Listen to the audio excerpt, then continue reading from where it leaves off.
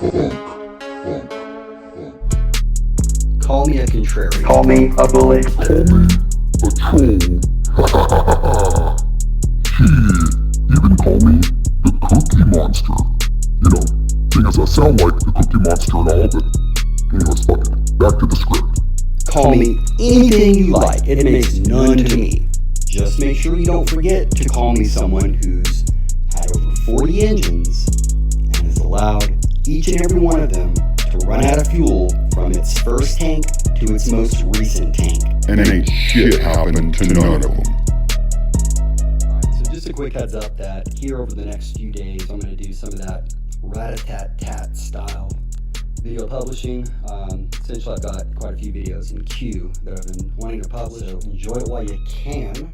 First, I assume that you've all read the title and understand that there is going to be graphic content inside of this video with respect to footage of an engine that is running out of fuel during its break-in process.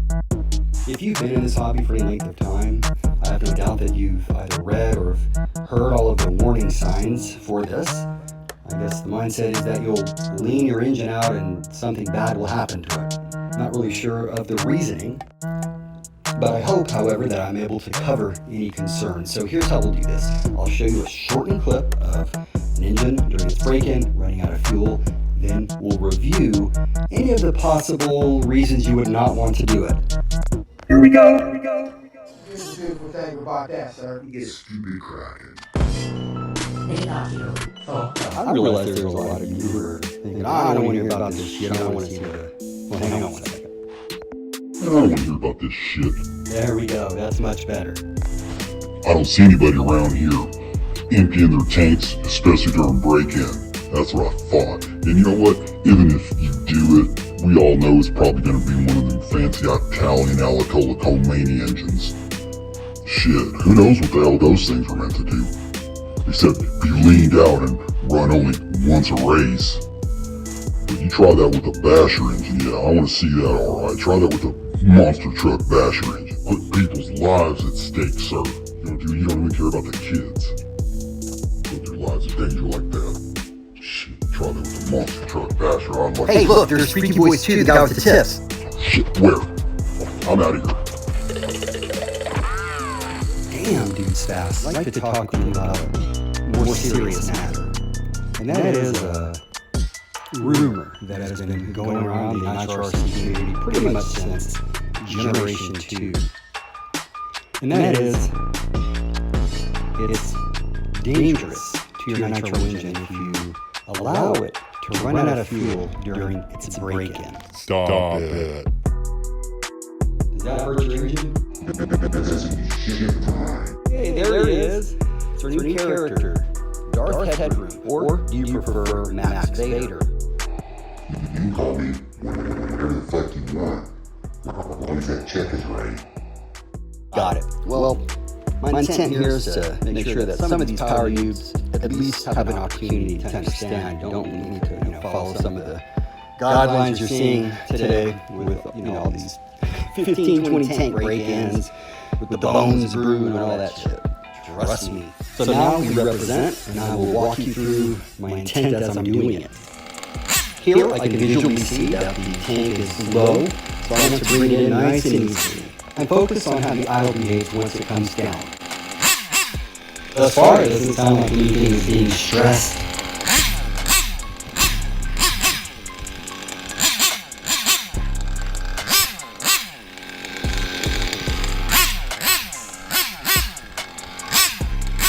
Obviously, if I heard something that sounded like it was destructive for the engine, I would stop it. However, everything is nice and smooth right now.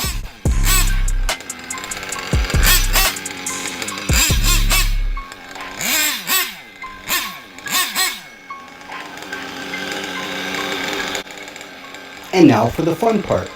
I'm going to allow it to run out of fuel. If you listen, nothing is lean about this engine, nor should it be with yours. Oh, the humanity.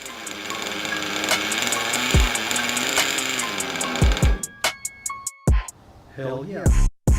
Alright guys, so I'll just go ahead and tell you like this. And thus, we keeps it moving.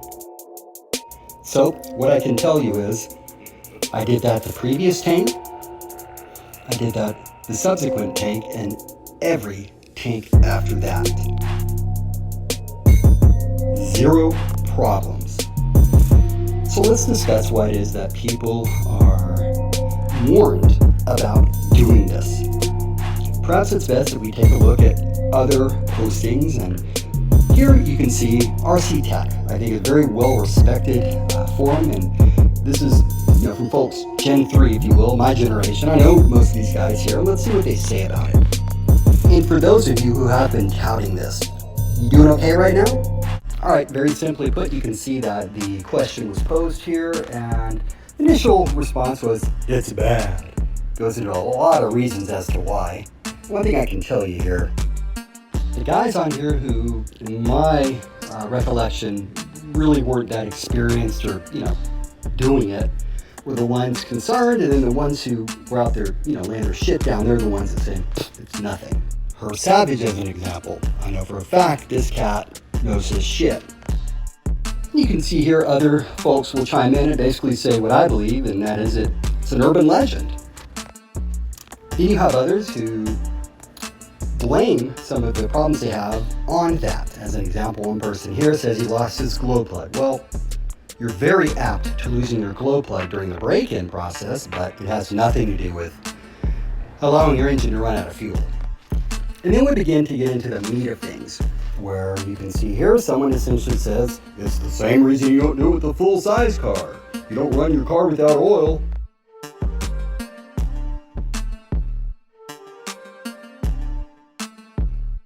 So we slap that one down. And here we have a person basically saying what, I'm trying to, and that is try it out. I mean, basically think through this. When have you ever opened an engine after letting it run out of fuel and it's dry? So we'll just wrap it up like this. Essentially, in my mind, you have 2 camps. You have those who are just going by on paper, this is how it should be, and you have others that are actually out there doing it. The ones that are doing it are saying, no, it's not a problem because, well, they're doing it. And the other ones, they refuse to listen because theoretically it should be an issue, but they haven't done it, but they know it all anyways, right? So, but all I know is, out of all the engines I've owned, that's how I've done it, except for one, and that one engine I had issues with.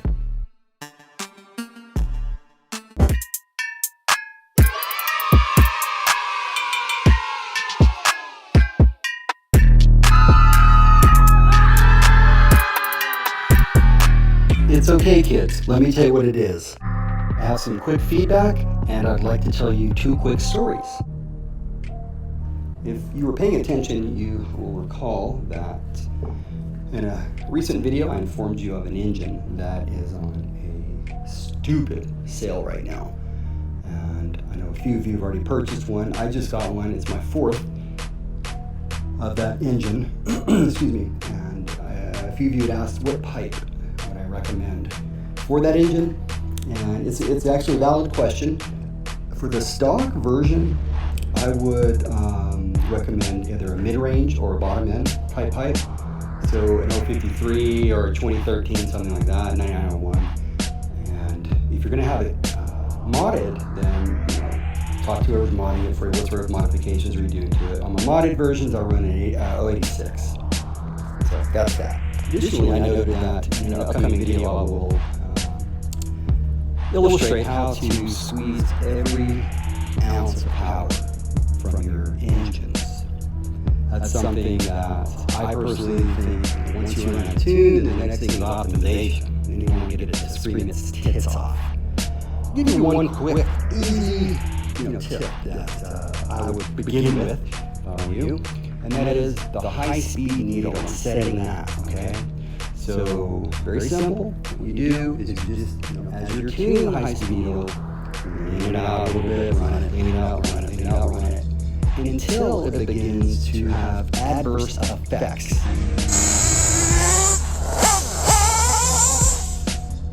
But check this out, it's not what you think.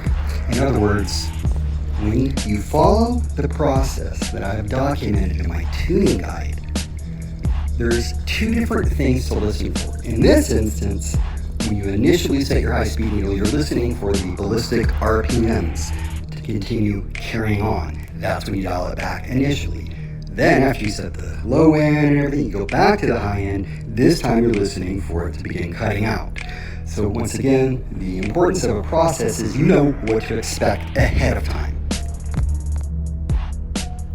As noted, an upcoming video will be differentials. I want to do the top 15 things to look for.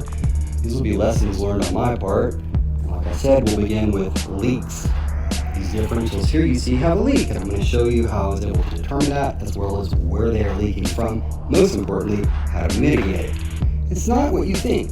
Alright, so that's going to be it for now. Hardcore week is in full effect. The only hint I'll give you for now is pay attention and look out for brand new Savvy, because he's about to teach lessons, seeing as he didn't get taught one.